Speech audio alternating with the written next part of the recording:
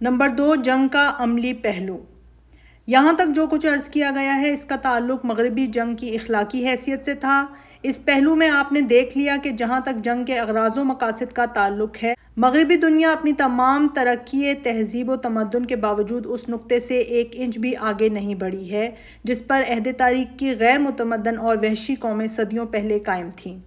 وسائل جنگ میں تو بے شک انہوں نے ترقی کے ساماں کو جا لیا ہے۔ ان کی فوجوں کی اعلیٰ تربیت، ان کے سپاہیوں کی خوبصورت وردیاں، ان کے جرنیلوں کی زبردست مہارت فن، ان کے آلات حرب کی دلفریب سجاوٹ دیکھ کر کون ہے جس کی آنکھیں خیرہ نہ ہو جائیں گی؟ مگر اس جنگ کے اندر جو روح کام کر رہی ہے وہ اسی عہد وحشت کی روح ہے جس کی درندگی و بہیمیت آلات و وسائل کی ترقی سے کم نہیں ہوئی بلکہ پہلے سے بھی زیادہ خطرناک ہو گئی ہے۔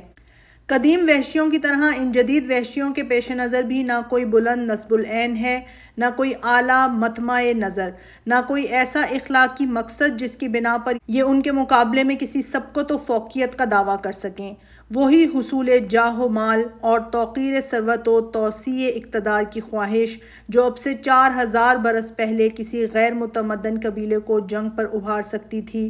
آج کل کی مہذب قوموں کو بھی مردم کشی و خون ریزی پر آمادہ کرتی ہے۔ تہذیب و تمدن کی ترقی سے اخلاقی حالت میں تو کوئی ترقی نہیں ہوئی، البتہ اگر کوئی ترقی ہوئی ہے تو یہ کہ پہلے ان ادنیٰ و اسفل مقاصد کے لیے جتنی قوت استعمال کی جاتی تھی اب اس سے 10,000 درجہ زیادہ شدید، ہولناک اور تباہ کن قوت استعمال کی جاتی ہے۔ ظاہر ہے کہ جب مقصد شرافت و پاکیزگی سے خالی ہے تو طریق حصول مقصد خواہ کتنا ہی بہتر اور پاکیزہ تر ہو، اس سے کوئی عمل صلاحیت و ثواب کے درجے کو نہیں پہنچ سکتا۔ تاہم اتمام حجت کے لیے ہمیں یہ بھی دیکھ لینا چاہیے کہ تہذیب مغرب نے اپنے اعمال جنگ کو کیسے قوانین و ضوابط سے منضبط کیا ہے،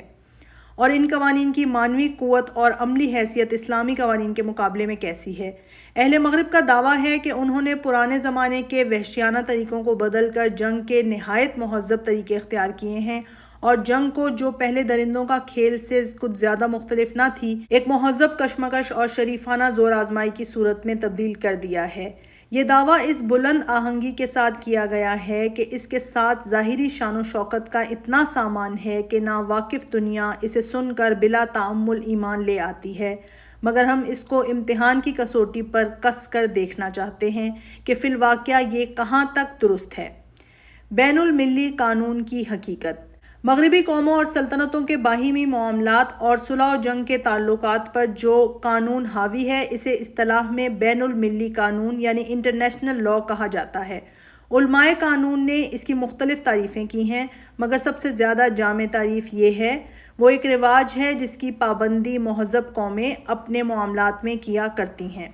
اس رواج کو کسی بالاتر قوت نے وضع نہیں کیا ہے کہ اس کی پیروی کرنے پر یہ قومیں مجبور ہوں اور اس میں رد و بدل کرنے کا انہیں اختیار نہ ہو، بلکہ اس کو خود انہوں نے اپنی آسانی کے لیے وضع کیا ہے، اور وضع ہونے کی حیثیت سے ان کو یہ حق پہنچتا ہے کہ جس طرح چاہیں اسے اپنے حسب منشا بنا لیں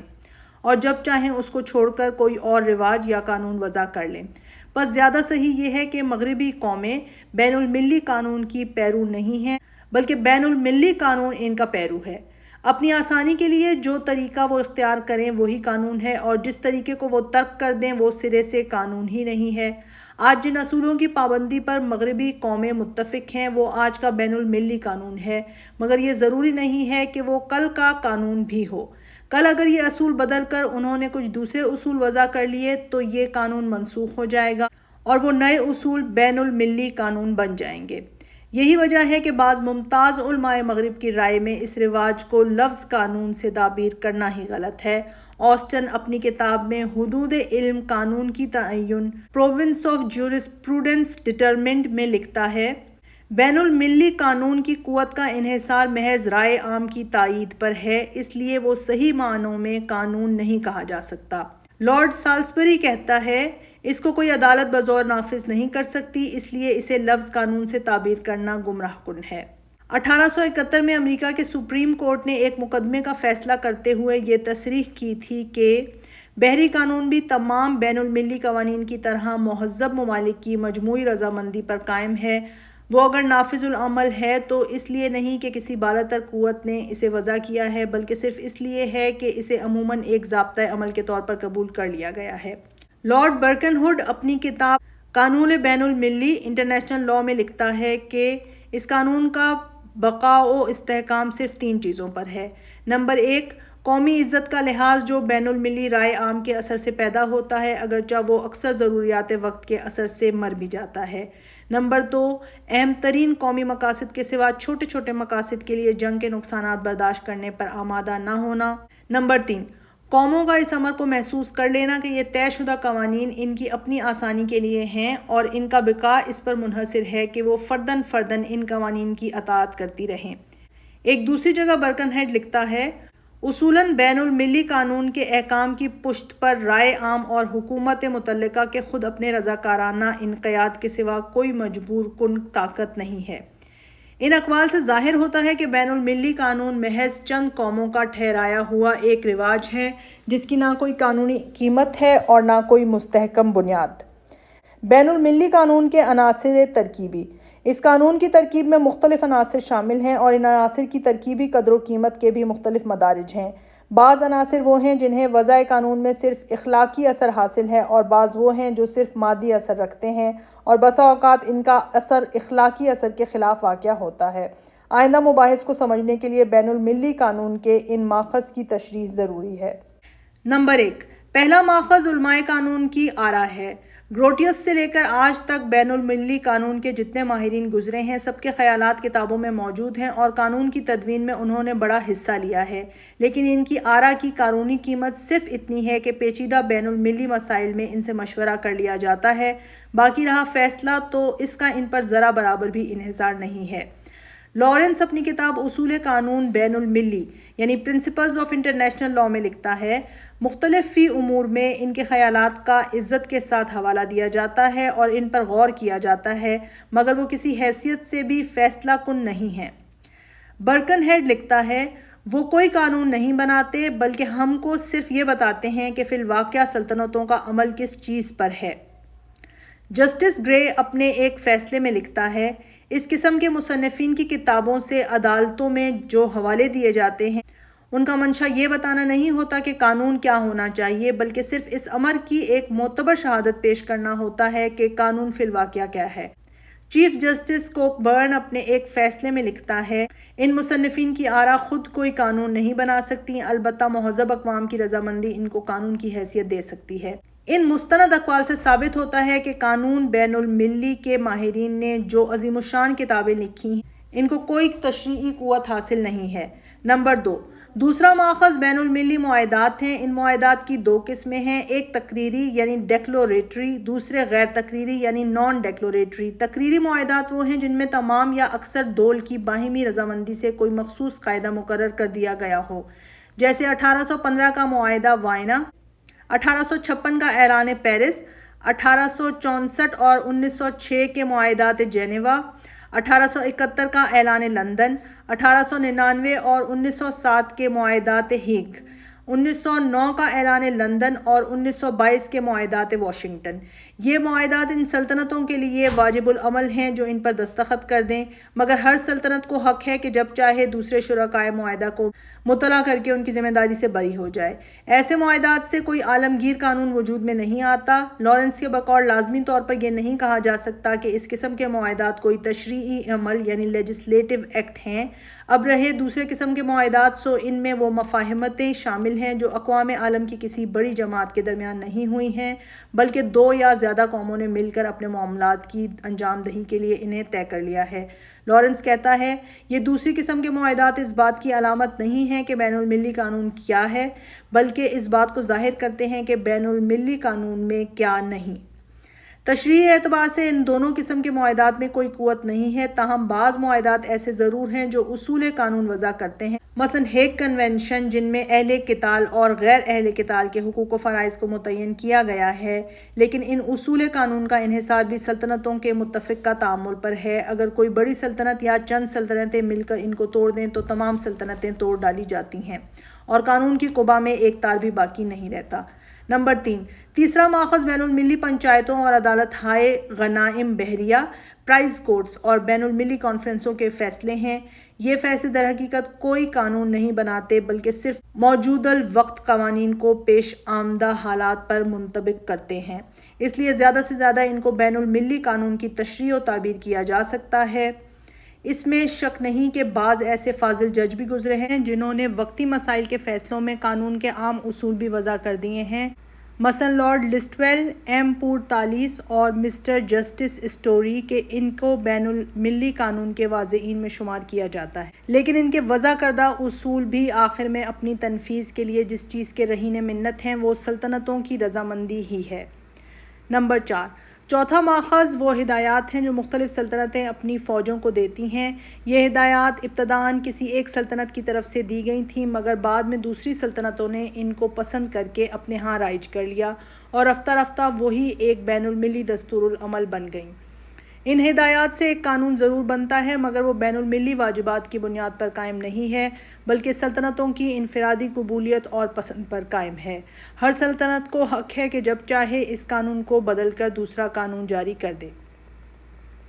بین المللی قانون کی ناپائیداری، یہ وہ عناصر ہیں جن کے مجموعی اشتراک و امتزاج سے بین المللی قانون بنتا ہے۔ ان میں سے فرداً کوئی بھی ایسی تشریعی قوت نہیں رکھتا جو اقوام عالم کو پابند بنانے والی ہو۔ ظاہر ہے کہ جب ستون ہی کمزور ہیں تو جو عمارت اس پر کھڑی کی گئی وہ بھی بودھی ہوگی۔ ان کی ترکیب سے جس قانون کا قصر تیار ہوا ہے اس پر ایک تفصیلی نظر ڈالیے تو معلوم ہوگا کہ اس تعمیر میں خرابی کی بے شمار صورتیں مضمر ہیں۔ اس میں ہر چیز کو سلطنتوں کی مفاہمت اور رضامندی پر موقوف رکھا گیا ہے۔ جس قاعدے کو تمام یا اکثر سلطنتیں متفق ہو کر مان لیں وہی بین المللی قانون ہے، اور جس کو وہ نہ مانیں یا کچھ عرصے تک مانتے رہنے کے بعد چھوڑ دیں وہ سرے سے کوئی قانون ہی نہیں ہے۔ اس طرح یہ قانون محض سلطنتوں کے سیاسی مصالح اور اغراض و مطامع کا اعلی کار بن کر رہ گیا ہے، جسے بنانے اور حسب منشا کام میں لانے اور حسب ضرورت عدلنے بدلنے کے تمام اختیارات سلطنتوں کے ان چالاک مدبرین کو دے دیے گئے ہیں جو مطلب براری کے لیے ہر جائز و ناجائز وسیلے کو استعمال کرنے کے عادی ہیں۔ پھر ان میں تعویل و تعبیر کی اتنی گنجائش، اختلاف رائے کے لیے اتنی لچک اور واجبات سے بری و ضمع ہونے کے لیے اتنی کشادگی رکھی گئی ہے کہ ہر سلطنت اپنی اغراض کے مطابق جب چاہے اسے توڑ دے اور پھر بھی قائم کا قائم رہے، گویا خود قانون ہی نے اپنے اندر قانون شکنی کے لیے بھی کافی وسعت مہیا کر رکھی ہے۔ حقیقت یہ ہے کہ یہ اوہم البیوت آج صرف اس لیے قائم ہے کہ سلطنتیں خود اپنی ضروریات کے لیے اس کو قائم رکھنا چاہتی ہیں، ورنہ آج اگر وہ اپنی مختلف و متضاد سیاسی اغراض کے لیے اس کی وسعتوں اور کشادگیوں سے فائدہ اٹھانا شروع کر دیں تو بین المللی قانون کا فلک بوز قصر آن کی آن میں پانی کے بلبلے کی طرح بیٹھ جائے۔ بین المللی قانون کا شعبہ جنگ، لیکن اس قانون کا جو حصہ قانون جنگ سے موسوم کیا جاتا ہے اس کی بنیاد قانون صلح سے بھی کمزور ہے۔ مغرب کا قانون جنگ حقیقتاً کسی اخلاقی بنیاد پر قائم نہیں ہے بلکہ صرف اس بنیاد پر قائم ہے کہ سلطنتیں خود اپنے آدمیوں کو وحشیانہ اعمال کی زد سے بچانے اور خوفناک تکلیفوں سے محفوظ رکھنے کی خواہش مند ہیں۔ اسی غرض کے لیے انہوں نے باہم مل کر یہ طے کر لیا ہے کہ جب کبھی ہم ایک دوسرے سے لڑیں گے تو فلاں قواعد کی پیروی کریں گے۔ مثال کے طور پر 1907 کی ہیگ کانفرنس میں انہوں نے ایک معاہدہ مرتب کیا جس میں اسیران جنگ کے لیے بے شمار رعایات اور آسائشیں مقرر کی گئی تھیں۔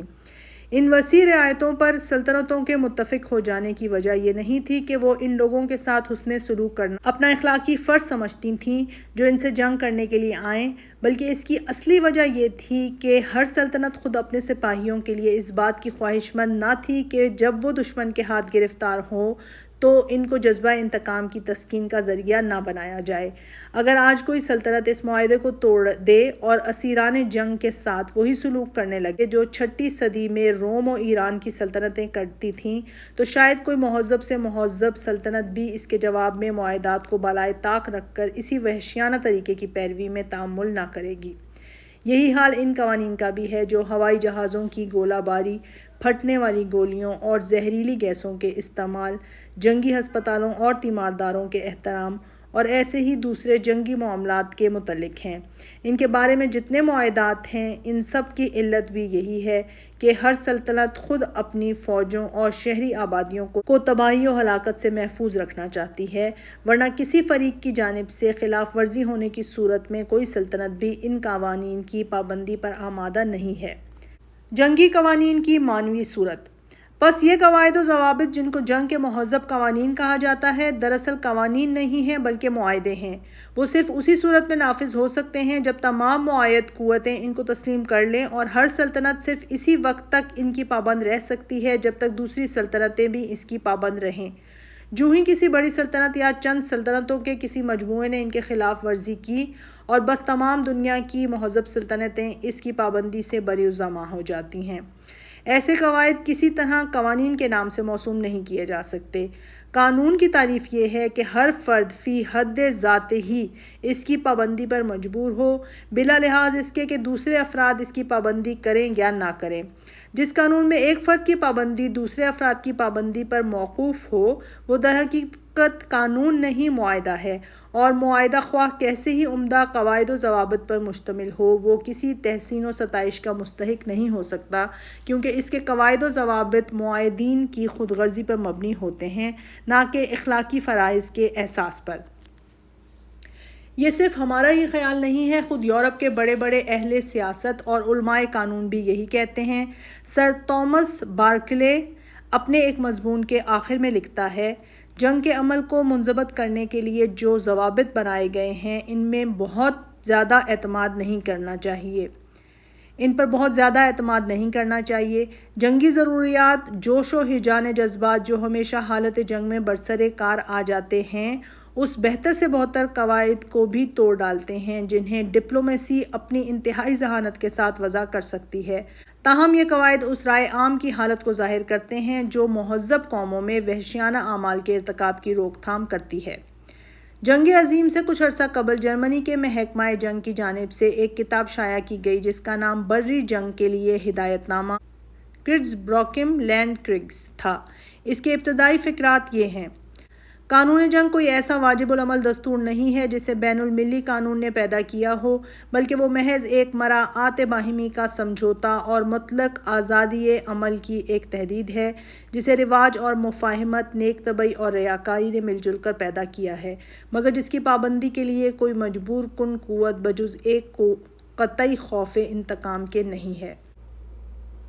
یہ خوف انتقام در حقیقت یورپ کے قوانین جنگ کا پشتیبان ہے۔ گزشتہ جنگ عظیم میں جب سلطنتوں کے جوش انتقام نے اس خوف انتقام کو دلوں سے دور کر دیا اور بعض طاقتوں نے جوابی کارروائی کے خطرے سے بے پرواہ ہو کر ہیگ اور جنیوا کے قواعد و ضوابط کی خلاف ورزی شروع کر دی، تو دنیا نے دیکھ لیا کہ وہ تمام سلطنتیں جنہیں مہذب قوانین جنگ کے احترام کا دعویٰ تھا، دفعتاً قانون کی پابندی سے آزاد ہو گئیں۔ ہر گناہ جو ایک فریق نے کیا اس کے مخالف فریق کے لیے ثواب بن گیا۔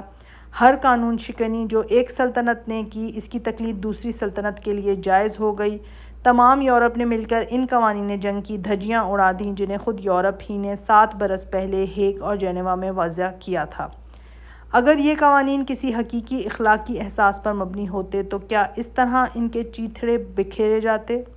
جنگی ضروریات کا غالب تر قانون۔ اس کے بعد ان قوانین میں جو کچھ جان باقی رہ جاتی ہے، اس کو جنگی ضروریات کا غالب تر قانون اور بھی مضمحل کر دیتا ہے۔ میدان جنگ کی وقتی ضروریات ہمیشہ ان قوانین سے ٹکراتی ہیں، اور اس کے مقابلے میں کتابوں کے لکھے ہوئے اور صلح کانفرنسوں کے بنائے ہوئے قوانین کو ہمیشہ شکست نصیب ہوتی رہتی ہے۔ پروفیسر نیپولڈ لکھتا ہے، قوانین جنگ کے ضوابط میں قانون بین المللی کے دوسرے شعبوں کی بنسبت تناقض اور اختلاف بہت زیادہ واقع ہوتا ہے، کیونکہ جنگی قوانین اور جنگی ضروریات میں بآسانی تصادم ہو جایا کرتا ہے۔ اس بنا پر قانون جنگ کو بین المللی قوانین میں شامل رکھنے کا نتیجہ صرف یہی ہو سکتا ہے کہ جو بے ثباتی اور ناپائیداری قانون جنگ کو حاصل ہے، وہی عام بین المللی قوانین کو بھی حاصل ہو جائے۔ ایک دوسرے موقع پر یہی مصنف لکھتا ہے، عمومی حیثیت سے جنگ کا چلن ہمیشہ اور ہر موقع پر صرف ضروریات جنگ ہی کے تابع رہے گا، نہ کہ کسی اور چیز کے تابع۔ اس خود امدادی کی حالت کے لیے جو قانونی ضابطے وضع کیے جائیں، ان کی تدوین میں کامل اعتدال اور خاص حدود کو ملحوظ رکھنا پڑے گا۔ اگر ان حدود کو ملحوظ نہ رکھا گیا تو قرین قیاس یہ ہے کہ قانونی قیود کلیتاً توڑ دی جائیں گی۔ اس خیال کی صداقت کو جنگ عظیم نے اچھی طرح ظاہر کر دیا ہے، لہٰذا آئندہ جو قوانین جنگ وضع کیے جائیں ان میں اس کو ہمیشہ مد نظر رکھنا ضروری ہوگا۔ نمائش اور حقیقت کا فرق۔ جس وقت ہیگ کانفرنس میں قوانین جنگ وضع کیے جا رہے تھے، یورپ کے اہل سیاست پر نمائشی تہذیب کا اس قدر غلبہ تھا کہ انہوں نے اپنی قوموں کے حقیقی جنگی رجحانات و میلانات اور ان کی جنگی عادات کو نظر انداز کر کے کچھ اس قسم کے قوانین بنا لیے جو دیکھت میں تو نہایت مہذب اور نہایت شاندار اور حد درجہ انسانیت پرور تھے، مگر فی الواقع ان کے فوجی گروہ ان کی پابندی کے لیے ہرگز راضی نہ تھے۔ جرمنی کے فوجی نمائندے مارشل بی برسٹائن نے کانفرنس کی ابتدا ہی میں یہ تنبیہ کر دی تھی کہ جو بین المللی قانون ہم بنانا چاہتے ہیں اسے صرف انہی دفعات پر مشتمل ہونا چاہیے جن کی تعمیل جنگی نقطہ نظر سے مخصوص احوال میں بھی ممکن ہو۔ لیکن اس وقت اس تنبیہ کی پرواہ نہیں کی گئی۔ نتیجہ یہ ہوا کہ ہیگ کانفرنس کے 4 سال بعد پہلی مرتبہ جب طرابلس اور بلقان کی لڑائیوں میں ان قوانین کی عملی تنفیذ کا موقع آیا تو ان کی اعلانیہ خلاف ورزی کی گئی، اور اس کے سال بھر بعد جنگ عظیم کے سیلاب نے تو یکلخت تمام بند توڑ کر رکھ دیے۔ یہ حال دیکھ کر یورپ کے اہل سیاست اور علماء قانون کو عقل آئی اور انہوں نے تسلیم کرنا شروع کیا کہ جنگ کو خیالی قوانین اور نمائشی ضوابط سے محدود کرنے کی کوشش قطعاً بے سود ہے۔ اس کے بعد سے ان لوگوں نے جس قسم کے خیالات ظاہر کرنے شروع کیے ہیں، اس سے معلوم ہوتا ہے کہ اب علماء قانون کا میلان کس طرف ہے۔ ایک جرمن عالم میکس ہوبر لکھتا ہے، مستقبل میں بین المللی قوانین کے فن کا یہ فرض ہونا چاہیے کہ وہ تمام خیالی اور مبہم قوانین سے میدان کو صاف کر کے یقینی حدود قائم کرے۔ بین المللی قانون کی فوری اور وسیع تر ترقی کی خواہش اور امید سے مغلوب ہو کر ایسا نہ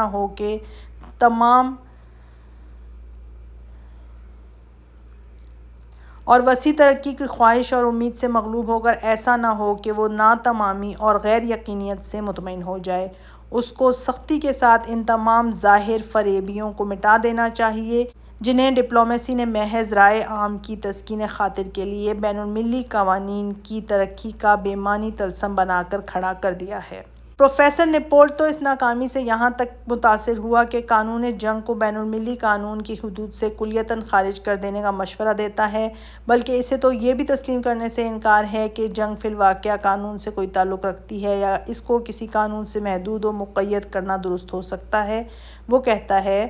بین المللی قانون مسئلہ جنگ سے تعرض کرنے میں اب تک اپنی اصلی حد سے بہت تجاوز کرتا رہا ہے۔ جنگ کو قانونی حیثیت سے تعبیر کرنے کی کوشش میں اسے یہ نظریہ قائم کرنا پڑا کہ جنگ ایک قانونی ادارہ ہے، اور اس نظری بحث میں وہ اکثر اوقات حقائق کی حدود سے بہت دور نکل گیا۔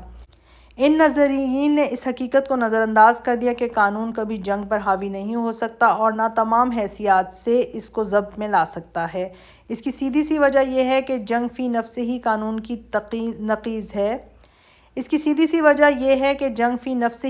کی نقیض ہے۔ لڑائی میں قانونی ملحوظات نہیں بلکہ جنگی ضروریات انسان کے لیے محرک عمل ہوا کرتی ہیں، اور یہ ایک واقعہ ہے کہ جنگ کوئی قانونی ادارہ نہیں ہے بلکہ قوت سے کام لینے کی کوشش ہے۔ وہ ایک کشمکش ہے، قوت کا استعمال ہے، اور اس حیثیت سے کہ وہ بالجبر اپنا دعویٰ منوانے کے لیے لڑی جاتی ہے، خود امدادی کا فعل ہے۔ فن حرب میں جنگ کی یہی تعریف کی گئی ہے، اور اسی تعریف پر بین المللی قانون کو بھی قناعت کرنی چاہیے۔ اس تعریف سے اگر قطع نظر کر بھی لیا جائے تو اب یہ ظاہر ہو چکا ہے کہ جنگ بحیثیت مجموعی قانون کی حد سے خارج ہے، اگرچہ اس کو مختلف صورتوں سے ضابطے میں لانے کی کوششیں کی گئی ہیں اور ایک جدید قانون جنگ مدون بھی کر لیا گیا ہے، مگر اصل واقعہ جوں کا توں رہا۔ ایک اور ماہر قانون ہروٹز لکھتا ہے، قانون طبیعت جنگ سے اس قدر بے لگاؤ ہے کہ جو بین المللی قانون جنگ حالت جنگ میں سلطنتوں کے تعلقات کو منضبط کرتا ہے، اس کی نوعیت محض بے ضابطہ ہے۔ بین المللی قانون جنگ اپنی عین فطرت کے لحاظ سے صرف ایک قرارداد باہمی کی کوشش ہے اور رہے گا۔ اسی رائے سے میکس ہوبر نے بھی اتفاق کیا ہے۔ وہ کہتا ہے، جنگ عظیم سے پہلے ہی اس خیال نے جڑ پکڑنی شروع کر دی تھی کہ جنگ عہد وحشت کے باقیات میں سے ہے، اور قوانین جنگ کی غیر معمولی ترقی ایک قسم کی ڈھٹ بندی اور شوبدہ گری سے زیادہ نہیں ہے، کیونکہ وہ ہم کو حقیقت جنگ کے بارے میں دھوکہ دیتی ہے اور سیاست کے اس بنیادی مسئلے سے غافل کر دیتی ہے کہ ہمیں یا تو پرامن قانونی حالت قائم رکھنی چاہیے یا جبر و زور کی غیر قانونی حالت میں مبتلا ہونا چاہیے۔ ایک دوسرے موقع پر یہی مصنف لکھتا ہے، جنگ کو ایک قانونی ادارہ سمجھ کر اس کی کارروائیوں کو ایک عدالت کے مقدمے کی طرح ضابطے میں لانے کا تخیل بین المللی قانون کی خطا ہے جو روم اور قرون وسطیٰ کے تخیلات میں سے ہے۔ یہ ان لوگوں کے اقوال ہیں جو یورپ میں بین المللی قانون کے مسلم ماہر ہیں۔ ان کو اپنے مایہ ناز قوانین جنگ کی کمزوری ہیچ میرزی کا اعتراف کرتے ہوئے یقیناً اذیت ہوتی ہوگی، مگر جب مغرب کی پہلی بین المللی جنگ ہی نے یہ ثابت کر دیا کہ اتنی محنتوں سے انہوں نے قانون جنگ کا جو عالیشان قصر تعمیر کیا ہے وہ مکڑی کے جالے اور پانی کے بلبلے سے بھی زیادہ ناپائیدار ہے، تو انہیں خوف پیدا ہو گیا کہ کہیں بین المللی قانون کے اس شعبہ جنگ کی ناپائیداری پورے بین المللی قانون ہی کا اعتبار نہ کھو دے۔ اس لیے انہوں نے صاف صاف اعتراف کر لیا کہ جنگ کو کسی ضابطہ اور قانون کے تحت لانا سرے سے ممکن ہی نہیں ہے۔ جنگ اور قانون میں ایک فطری تناقض ہے۔ جنگ قانون کی عین طبیعت کے خلاف ہے، اور جنگ کا اصلی قانون وہ نہیں ہے جو ہیگ اور جنیوا میں مرتب کیا گیا ہے، بلکہ وہ ہے جسے میدان جنگ میں توپیں اور سنگینیں مدون کرتی ہیں۔ یہ ہے اس قانون جنگ کی حقیقت جسے 20ویں صدی کا مہذب قانون کہا جاتا ہے۔ فوجی اور قانونی گروہوں کا اختلاف۔ اس نمائش اور حقیقت کے اختلاف کی اصلی وجہ یہ ہے کہ یورپ میں ابتدا سے دو مختلف خیال کے گروہ رہے ہیں۔ ایک گروہ فلاسفہ اخلاق اور علماء قانون اور سیاسی مدبرین کا ہے، جو زیادہ تر نمائش و تصنع کی خاطر اور کمتر لطیف احساسات سے مغلوب ہو کر جنگ کو اخلاقی حدود کا پابند بنانے اور اسے محض ایک مہذب مقابلے کی صورت میں ڈھال دینے کی کوشش کر رہا ہے، اور دوسرا گروہ فوجی ہے جس کے نزدیک جنگ ایک خود امدادی یعنی سیلف ہیلپ کا فعل ہے، اور اس کو انسان تمام قانونی تدابیر میں ناکام ہو کر اختیار ہی اس لیے کرتا ہے کہ ہر ممکن طریقے سے دشمن کو مغلوب کر کے اپنا مقصد حاصل کرے۔ ان دونوں زاویۂ نظر میں اصولی تباین ہے۔ ایک گروہ صرف حصول مقصد کو اصل کار سمجھتا ہے، دوسرا تہذیب و اخلاق کو غالب رکھنے کا خواہش مند ہے۔ ایک گروہ کی رائے میں قانون کو توڑ کر قانون ہی کی پابندی کرنا بے معنی ہے، دوسرے گروہ کے نزدیک قانون کی پابندی تہذیب کی خصوصیات سے ہے۔ اس لیے مہذب انسانوں کو قانون شکنی بھی ایک قسم کی پابندی قانون کے ساتھ کرنی چاہیے۔ یہ اصولی اختلاف صرف فکر و خیال ہی کی حد تک محدود نہیں ہے، بلکہ دونوں کے دوائر عمل بھی مختلف ہیں۔ قانونی اور سیاسی گروہ کو بین المللی کانفرنسوں اور بین الدولی مجلسوں پر اقتدار حاصل ہے، اس لیے وہ اپنے اثرات سے کام لے کر صفحہ کاغذ پر جنگ کو ایک خوشنما شکنجے میں خوب جکڑ دیتا ہے، مگر عرصہ جنگ میں اس شکنجے کی بندش کو قائم رکھنا اس کے بس کا کام نہیں ہے۔ فوجوں کی قیادت و رہنمائی، جنگی محکموں کی تنظیم و ترتیب، قوا حربیہ کی ہدایت و نگرانی اور حالت جنگ کی سربراہی کلیتاً فوجی گروہ کے ہاتھ میں ہے۔ اس لیے جب جنگ کا موقع آتا ہے تو وہ اس خوشنما شکنجے کا ایک ایک تار الگ کر کے رکھ دیتا ہے، اور قانونی گروہ کے الرغم عمل کی دنیا میں وہ سب کچھ کرتا ہے جو ہیگ کے قانون میں ناجائز مگر ضروریات جنگ کے قانون میں جائز ہے۔ ظاہر ہے کہ اثر اعتبار قول کا نہیں بلکہ عمل کا ہے۔ کہنے والا کچھ کہا کرے، ہمیں تو یہ دیکھنا ہے کہ کرنے والا کیا کرتا ہے۔ ہمارے نزدیک مغرب کا اصلی قانون جنگ وہ نہیں ہے جو کاغذوں میں لکھا ہوا ہے، بلکہ وہ ہے جس پر اہل مغرب حالت جنگ میں عمل کرتے ہیں۔ اس لیے ہم اعتبار کے قابل قانونی گروہ کو نہیں بلکہ فوجی گروہ کو سمجھتے ہیں، جو دراصل واحد با اختیار گروہ ہے۔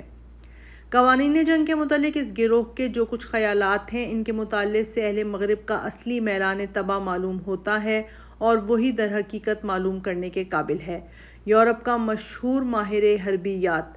کلاؤسویٹز اپنی کتاب یوم کریگ میں لکھتا ہے،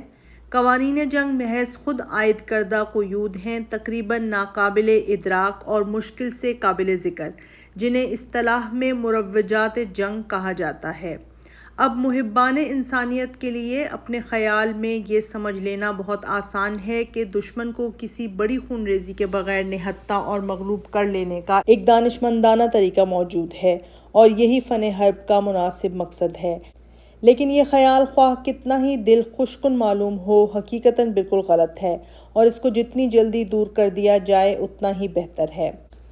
کیونکہ ایسی ایک خوفناک چیز میں جیسا کہ جنگ ہے، رحم و کرم کی روح کو داخل کرنے سے جو خرابیاں پیدا ہوتی ہیں وہ اور بھی زیادہ بری ہیں۔ خود جنگ کے فلسفہ ہی میں نرمی اور اعتدال کے اصول کو داخل کرنا ایک غلطی ہے۔ جنگ دراصل ایک جبر اور زبردستی کا عمل ہے جس کا ارتکاب کسی قسم کی حدود و قیود کی پابندی قبول نہیں کر سکتا۔ جرمنی کی کتاب جنگ، جس کا حوالہ اوپر دیا جا چکا ہے، ایک موقع پر ضروریات جنگ کے قانون کو اس طرح بیان کرتی ہے: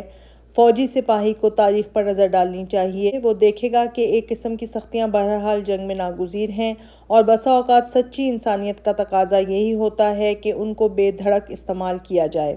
اسی کتاب میں ایک دوسرے موقع پر ہیگ کے مہذب قوانین جنگ اور ایسے ہی دوسرے سمجھوتوں کو لطیف و رقیق جذبات کی ایک ایسی لہر قرار دیا گیا ہے جو خود جنگ کی فطرت اور مقاصد سے بنیادی تناقض رکھتی ہے۔ امیر البحر ایڈمرل اوبے اپنے ایک مضمون میں لکھتا ہے: جنگ کی تعریف ہم اس طرح کرتے ہیں کہ وہ حق کا اپیل ہے، اس قوت کے خلاف جو اس حق سے انکار کرتی ہو۔ اس سے قدرتی طور پر یہ لازم آتا ہے کہ جنگ کا غالب مقصد یہ ہے کہ دشمن کو ہر ممکن طریقے سے نقصان پہنچایا جائے، اور چونکہ ایک قوم کے وسائل ثروت دراصل جنگ کے اعصاب ہیں، اس لیے ہر وہ چیز جو دشمن قوم کی ثروت پر اور سب سے زیادہ اس کے وسائل ثروت پر ضرب لگاتی ہو، اس کا استعمال نہ صرف جائز بلکہ واجب ہے، قطع نظر اس سے کہ دنیا اس کو کس نظر سے دیکھتی ہو۔ ان اقوال سے صاف ظاہر ہوتا ہے کہ یورپ کے اخلاقیین اور سیاسیین نے دنیا میں اپنی تہذیب کی نمائش کرنے کے لیے جو دلکش اور انسانیت پرور قوانین جنگ وضع کیے ہیں، ان کا عملی تنفیذ کا انحصار جس گروہ کی مرضی اور پسند پر ہے، وہ ان قوانین کو کس قدر لغو اور مہمل سمجھتا ہے، اور ضروریات جنگ کے مقابلے میں ان کی پابندی سے کس قدر نفور ہے۔ ابتداً قانونی گروہ ان کے خلاف اپنے دعویٰ تہذیب و انسانیت کی تائید میں جدوجہد کرتا رہا، مگر جب جنگ عظیم میں فوجی گروہ نے اپنی قدرت و طاقت کو عملاً ثابت کر دیا تو آخر اس تخیل پرست گروہ کو تلخ حقائق کے آگے سپر ڈال دینی پڑی، اور اس نے بھی جنگ کے اسی نظریے کو قبول کر لیا جسے عملی طاقت کے ساتھ فوجی گروہ نے پیش کیا تھا۔ پروفیسر نیپولڈ اور میکس ہوبر وغیرہ علماء قانون کی زبان سے آپ اس اعتراف شکست کو سن چکے ہیں۔ آگے چل کر آپ یہ بھی دیکھیں گے کہ ان مادی حقائق کے زور سے دب کر جزیات قانون میں کس طرح ترمیمیں کی گئیں۔